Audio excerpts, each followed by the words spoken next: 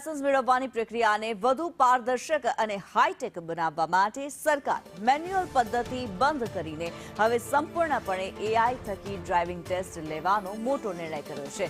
વાહન વ્યવહાર રાજ્યમંત્રી પ્રવીણ માળીએ સંદેશ ન્યૂઝ સાથેની ખાસ વાતચીતમાં આરટીઓની આ ભાવિ કાર્યપદ્ધતિ ઉજાગર કરતા જણાવ્યું છે કે સમગ્ર રાજ્યમાં આ આધુનિક સિસ્ટમ લાગુ કરવામાં આવશે. નવી વ્યવસ્થા હેઠળ અરજદારો ઘરે બેઠા જ ટેસ્ટ માટે અપોઇન્ટમેન્ટ લઈ શકશે અને ટેસ્ટ ટ્રેક પર ચહેરાની ડિજિટલ ઓળખ ફેસ રેકગ્નિશન દ્વારા જ વેરિફિકેશન થશે. માનવ હસ્તક્ષેપ મુક્ત એવા આ ઓટોમેટેડ ટ્રેક પર ટેસ્ટ પૂરો થતાં જ ઇન્સ્ટન્ટ પરિણામ જાહેર થઈ જશે. હાલની સ્થિતિએ રાજ્યના 15 જિલ્લામાં આ એઆઈ ટ્રેક કાર્યરત થઈ ચૂક્યા છે, જ્યારે આગામી 2 માસમાં વધુ 20 નવા આધુનિક ટ્રેક તૈયાર કરાશે અને આગામી 6 માસમાં આખી સિસ્ટમ સમગ્ર રાજ્યમાં સત્તાવાર રીતે અમલી બની જશે. રાજ્યમાં હવે તમારે જો લાયસન્સ કરાવવું છે તો હવે મેન્યુઅલ પદ્ધતિનો ઉપયોગ નથી કરવાનો, પરંતુ સરકાર ઉપયોગ કરવા જઈ રહી છે આર્ટિફિશિયલ ઇન્ટેલિજન્સનો. એઆઈની મદદથી હવે લાયસન્સ નીકળી શકશે. રાજ્ય કક્ષાના મંત્રી પ્રવીણભાઈ માળી છે, તેમની સાથે વાત કરીશું. પ્રવીણભાઈ, લોકોને શું તકલીફ પડે છે આ લાયસન્સ કરાવવામાં? અત્યારે આજના સુધી રજૂઆત આવી હશે, ફરિયાદો આવી હશે.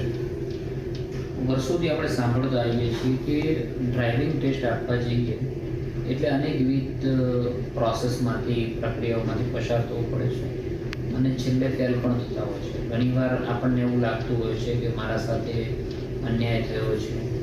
એટલે એ વિચારને આધારિત જે હાલની ટેકનોલોજી છે આર્ટિફિશિયલ ઇન્ટેલિજન્સની, જ્યારે ભૂપેન્દ્રભાઈની સરકાર 1.0 અને વાહન વ્યવહાર મંત્રી હર્ષભાઈ હતા, ત્યારે એનું સક્સેસફુલ મોડેલ એક અરવલ્લી જિલ્લાના મોડાસામાં કરેલું અને તે પછી હાલ ભૂપેન્દ્રભાઈના નેતૃત્વમાં અને હર્ષભાઈના નેતૃત્વની અંદર આખા રાજ્યની અંદર અમલ કરવાનો નિર્ણય કરેલો છે. શું હશે આ ટેકનોલોજીમાં કે લોકોને તકલીફ નહીં પડે? આ ટેકનોલોજી એવી છે કે તમે ઓનલાઈન એપોઇન્ટમેન્ટ ડ્રાઇવિંગ ટેસ્ટ માટે કરી શકો અને જે સમય તમે જાઓ ત્યારે તમારું રજિસ્ટ્રેશન કરવાનું થાય છે અને એ કર્યા પછી તમને એક મોક ટેસ્ટ બતાવવામાં આવે છે કે આ રીતે આર્ટિફિશિયલ ઇન્ટેલિજન્સ ટ્રેકની અંદર તમારે જવાનું થાય છે.